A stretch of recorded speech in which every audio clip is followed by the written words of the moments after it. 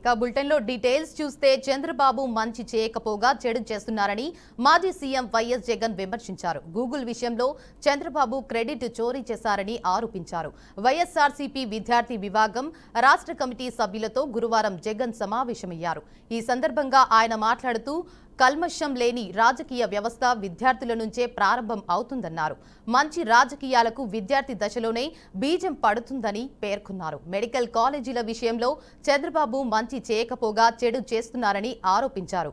ఇక ఇదే అంశంపై మరింత సమాచారాన్ని మా ప్రతినిధి గుంటూరు నుంచి సువర్ణబాబు అందిస్తారు. చెప్పండి సువర్ణబాబు, అప్డేట్స్ ఏంటి?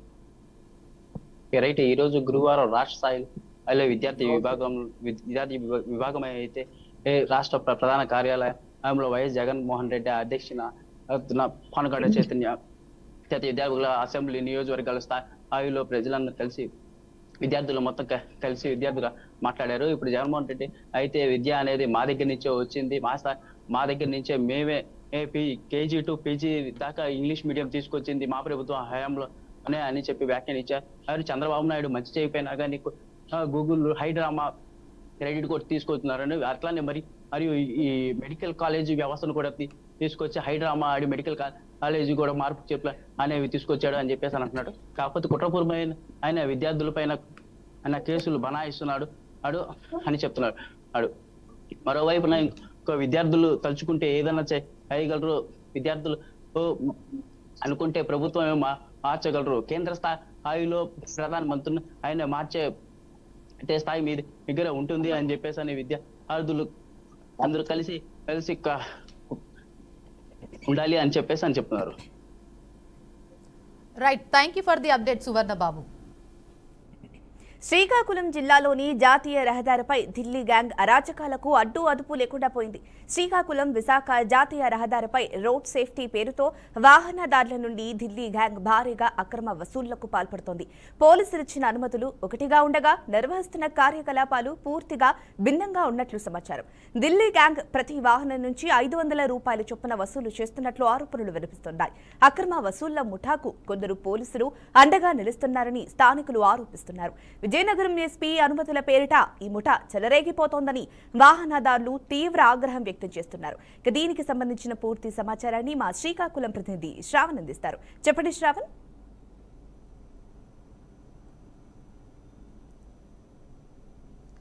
Thank you Jhansi. ఆంధ్రప్రదేశ్ రాష్ట్రంలోనే ఉత్తరాంధ్ర జిల్లాకు సంబంధించినటువంటి జాతీయ రహదారులపై ఢిల్లీ గ్యాంగ్ గత కొద్ది రోజులుగా కూడా అక్రమ వసూలుకు పాల్పడుతున్నట్టుగా కూడా బీఆర్కే న్యూస్కి సమాచారం వచ్చినటువంటి పరిస్థితుల నేపథ్యంలో నేడు ఆ ఢిల్లీ గ్యాంగ్ నిర్వహిస్తున్నటువంటి కార్యకలాపాలపై అయితే మాత్రం బీఆర్కే న్యూస్ చాలా స్పష్టంగా అక్కడ జరుగుతున్నటువంటి అక్రమ వసూలుపై అయితే మాత్రం దృష్టి పెట్టడం జరిగింది. ఈ నేపథ్యంలోనే ఢిల్లీ గ్యాంగ్ చేస్తున్నటువంటి అరాచకాలను బీఆర్కే న్యూస్ బట్టబయలు చేసినటువంటి పరిస్థితి ఉంది. ప్రధానంగా అయితే మాత్రం ఉత్తరాంధ్రలో ఉన్నటువంటి విశాఖ, శ్రీకాకుళం, విజయనగరం రహదారిని ప్రధానంగా టార్గెట్ చేసుకొని నేషనల్ హైవే అథారిటీ ఇచ్చినటువంటి అంశాలను పూర్తి స్థాయిలో కూడా వీళ్ళు తొంగలో తొక్కి అక్రమాలకు పాల్పడుతున్నటువంటి పరిస్థితి ఉంది.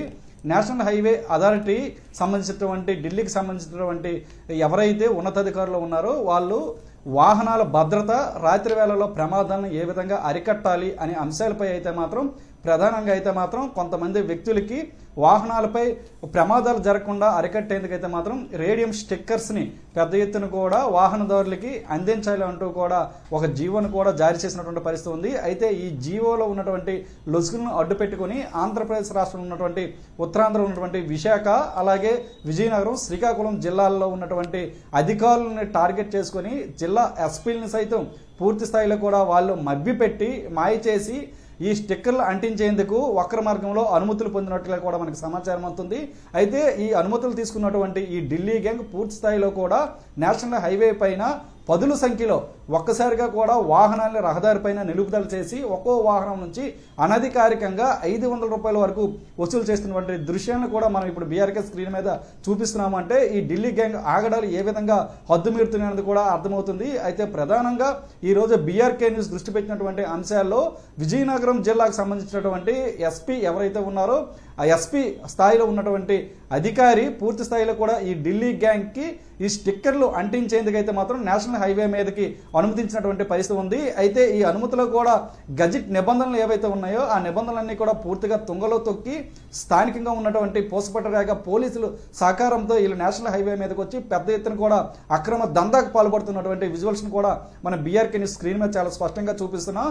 వీళ్ళు నిబంధనలకు విరుద్ధంగా అటుపక్క ఉన్నటువంటి భారీ వెహికల్స్ ఏవైతే ఉంటాయో లారీలు కానీ గూడ్స్ వెహికల్స్ కానీ అలాగే ప్రైవేట్ బస్సులు కానీ అలాగే చిన్న చిన్న వాహనాలు సైతం వీళ్ళు నిలుపుదల చేసి తప్పకుండా ఈ స్టిక్కర్స్ పెట్టుకోవాలి, లేదు అంటే దీని మీద కేసులు నమోదవుతాయి అంటూ వాహన డ్రైవర్లకు కానీ లేకపోతే వాహన యజమానులకు కానీ బెదిరించి పెద్ద ఎత్తున కూడా డబ్బులు వసూలు చేస్తున్నారు. ఇదే విషయం మీద అయితే మాత్రం అక్కడ సెక్యూరిటీగా వచ్చినటువంటి స్థానిక పోలీసులకు కూడా బీఆర్కే న్యూస్ నిలదీయడం జరిగింది.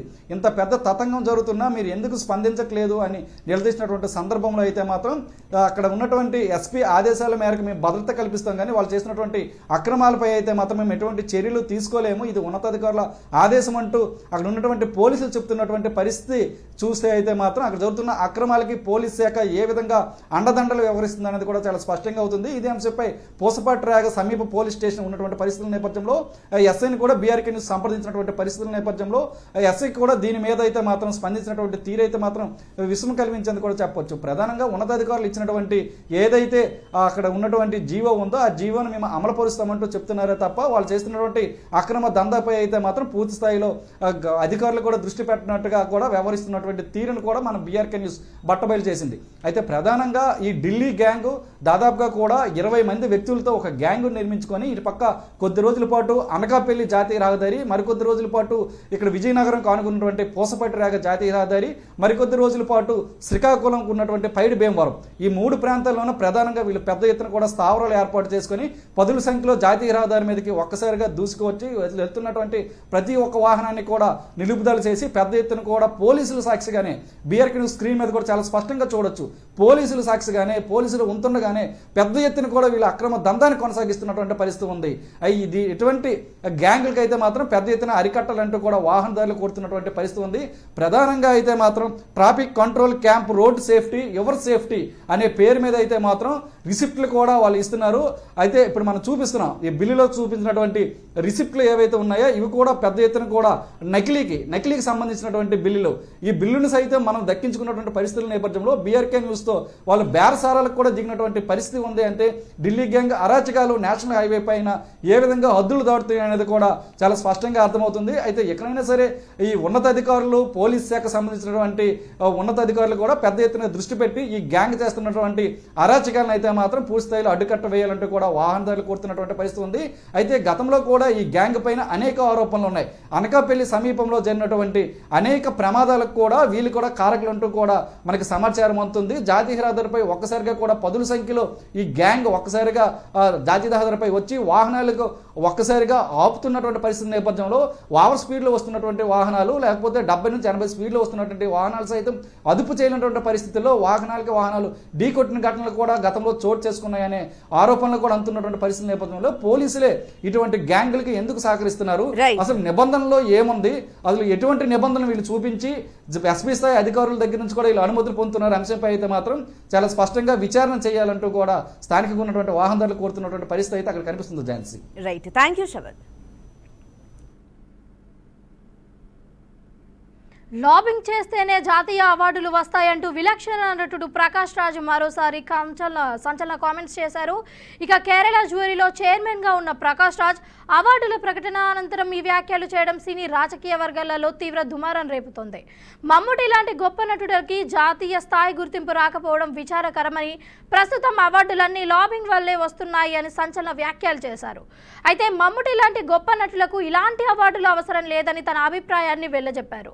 ఇక కేరళ జ్యూరీలో చైర్మన్ గా తనకు స్వేచ్ఛ ఇస్తామని చెప్పి తర్వాత అవార్డుల విషయంలో సభ్యులు జోక్యం చేసుకున్నారని ప్రకాష్ రాజ్ మాట్లాడడం సినీ వర్గాలలో కూడా ఇప్పుడు హాట్ టాపిక్ గా మారింది. ఇక ఇప్పుడు ఇదే అంశంపై పూర్తి సమాచారాన్ని మా ఉప్పల్ ప్రతినిధి శ్రీను పూర్తి సమాచారాన్ని అందిస్తారు. శ్రీను, చెప్పండి. జాతీయ అవార్డులపై విలక్షణ నటుడు ప్రకాష్ రాజ్ హాట్ కామెంట్ చేశారు. లాబింగ్ చేస్తేనే జాతీయ అవార్డులు వస్తాయంటూ సంచలన వ్యాఖ్యలు చేశారు. కేరళ జ్యూరీకి చైర్మన్ ఉన్న ప్రకాష్ రాజ్ మమ్ముటి లాంటి గొప్ప నటునికే గుర్తింపు రాకపోవడం విచారణమని అన్నారు. అవార్డులు లాబింగ్ వల్లే వస్తాయని ప్రకాష్ రాజు విమర్శించాడు. మమ్ముటి లాంటి గొప్ప నటులకు అవార్డులు అవసరం లేదని స్పష్టం. జ్యూరీ సభ్యులు అవార్డు నిర్ణయంలో జోక్యం చేసుకున్నారని ఆరోపణలు.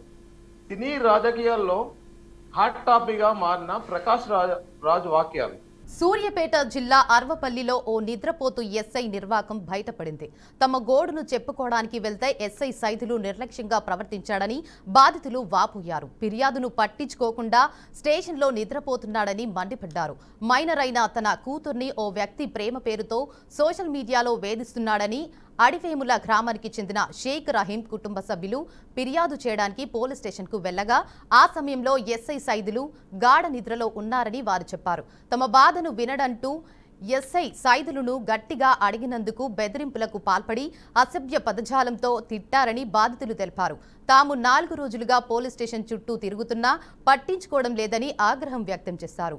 ఎస్ఐ నిద్రపోతున్న సమయంలో వీడియో తీసి జిల్లా ఎస్పీ నరసింహకు ఫిర్యాదు చేసినట్లు బాధితులు చెప్పారు. ఇక ఇదే అంశంపై మరింత సమాచారాన్ని మా నల్గొండ ప్రతినిధి శ్రీనివాస్ అందిస్తారు. చెప్పండి శ్రీనివాస్. సూర్యాపేట జిల్లా అర్వపల్లి పోలీస్ స్టేషన్ పరిధిలో పెద్ద ఎత్తున ఒక చర్చ జరుగుతుంది. ఇది మీడియాలో కూడా పెద్ద ఎత్తున చక్కర్లు కొడుతున్నటువంటి పరిస్థితి సోషల్ మీడియా. ప్రధానంగా చూసుకున్నట్లయితే విషయాన్ని చూసినట్లయితే అర్వపల్లి పోలీస్ స్టేషన్ కు తన యొక్క మైనర్ అయినటువంటి బాలికను కూతురును వేరే సంబంధించినటువంటి వ్యక్తి వేధిస్తున్నాడు. దీనికి సంబంధించి పిటిషన్ ఇవ్వడం కొరకు అనేక మార్లు పోలీస్ స్టేషన్ పోయినా తన పిటిషన్ ను పట్టించుకోకుండా తనపై దుర్భాషలాడాలని అతను చెప్పుకుంటూ వస్తున్నటువంటి పరిస్థితి. ఇదే విషయానికి సంబంధించి పలుమార్లు పోయిన క్రమంలోని ప్రతిరోజు ప్రశాంతంగా తన కుర్చీలోనే నిద్రపోతున్నాడు. కానీ ఎవరైతే పిటిషన్ దారులు ఉంటారో వారిని పట్టించుకోవడం లేదంటూ వీడియో తీసి అది జిల్లా ఎస్పీ సూర్యాపేట జిల్లా ఎస్పీ నర్సింహకు కూడా పోస్ట్ చేసినట్టు కూడా తన ఫిర్యాదులో కూడా పేర్కొన్నాడు. అది మీడియా కూడా సోషల్ వైరల్ అయినటువంటి పరిస్థితి. ఇలాంటి విషయాలను పునరావృతం కాకుండా స్నేహ పోలీసుతో జరుగుతున్నటువంటి అనేక పోలీస్ స్టేషన్లోని స్నేహపూరితంగా కానీ సంబంధించినటువంటి పోలీసు వ్యవస్థ పటిష్టం చేస్తున్న క్రమంలో ఇలాంటి విషయాలు చోటు చేసుకోవడం దుర్మార్గంగా ఉన్నట్టు అక్కడ స్థానికులు కూడా పదే పదే చెప్తున్నారు.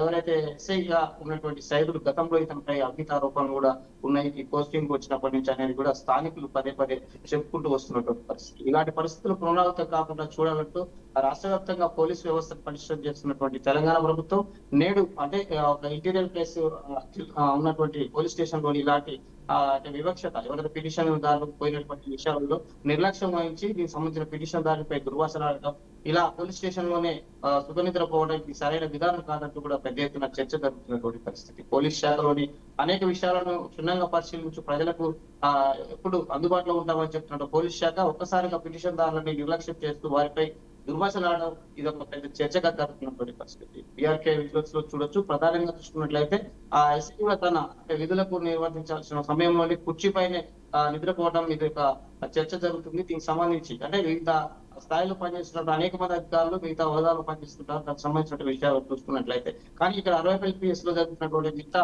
అంటే పోస్టింగ్ వచ్చినప్పటి నుంచి ఇక్కడ చర్చ జరుగుతుంది. ఈ సైదులు ఎస్ఐ మీద గతంలో కూడా అనేక అవినీతి ఆరోపణలు ఉన్నట్టు కూడా స్థానికులు కూడా చెప్తున్నారు. పిటిషన్ దారుడు కూడా జిల్లా ఎస్పీ కూడా పిటిషన్ ఇచ్చినట్టు కూడా తన వీడియోలో కూడా చెప్పడం జరిగింది. ఇది సూర్యాపేట జిల్లా అర్వపల్లి పోలీస్ స్టేషన్ పరిధిలో జరిగినటువంటి తాజా సమాచారం.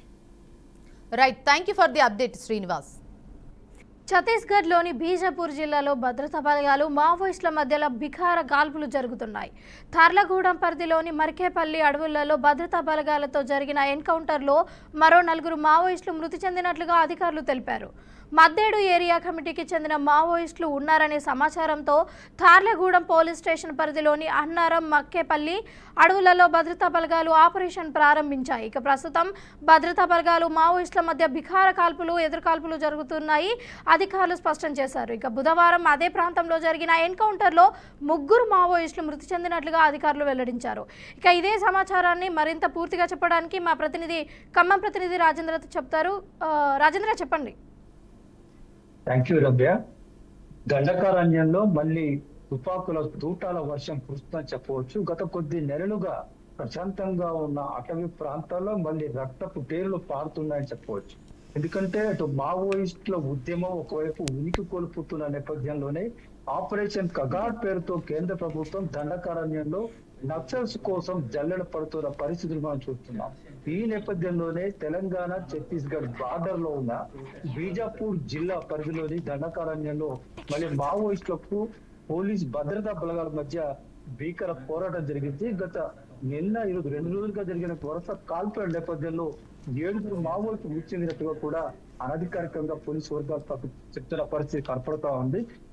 మద్దేడు ఏరియా మావోయిస్టులు సమావేశమయ్యారని, వాటికి కూడా మరికొన్ని ఏరియా కమిటీలకు చెందిన మావోయిస్టులు కూడా సమావేశమయ్యారనే సమాచారంతో భద్రతా బలగాలు ఆ ప్రాంతాన్ని చుట్టుముట్టే నేపథ్యంలో ఈ ఎదురు కాల్పుల ఘటన చోటు చేసుకున్నట్టుగా కూడా ఇప్పటివరకు సమాచారం ఉంది. ఈ నేపథ్యంలోనే ఇరు వర్గాల మధ్య కూడా హోరాహోరీగా కాల్పు జరిగిన క్రమంలోనే ఆ నక్సలకు మించినట్టు కూడా పోలీసు వర్గాలు చెప్తున్న పరిస్థితి కనపడుతుంది. ఏదైతే ఘటనా స్థలంలో కూడా పెద్ద మొత్తంలో కూడా ఆయుధాలను భద్రతా బలగాల స్వాధీనం చేసుకున్నట్టు కూడా పోలీసు అధికారులు చెప్తున్న పరిస్థితి. అయితే దండకారణ్యం ప్రధానంగా బీజాపూర్ జిల్లాలో తలదాచుకునేందుకు మావోయిస్టు వివిధ ప్రాంతాల మావోయిస్టులు షెల్టర్ జోన్లు ఏర్పాటు చేసుకుని అక్కడ రహస్య స్థావరాల్లో సమావేశాలు నిర్వహిస్తున్న నేపథ్యంలోనే ఈ వరుస దాడులు జరగడం పట్ల మావోయిస్టు పార్టీ మాత్రం మరోసారి కోలుకోలేని దెబ్బ తగిలింది చెప్పవచ్చు. రీసెంట్ అంటే 1 వీక్ క్రితం పెద్ద మొత్తంలో డంప్ అంటే భారీ ఆయుధాలు తయారు చేసే పరికరాలను పోలీసు భద్రతా బలగాలు గుర్తించి వాటన్నింటినీ కూడా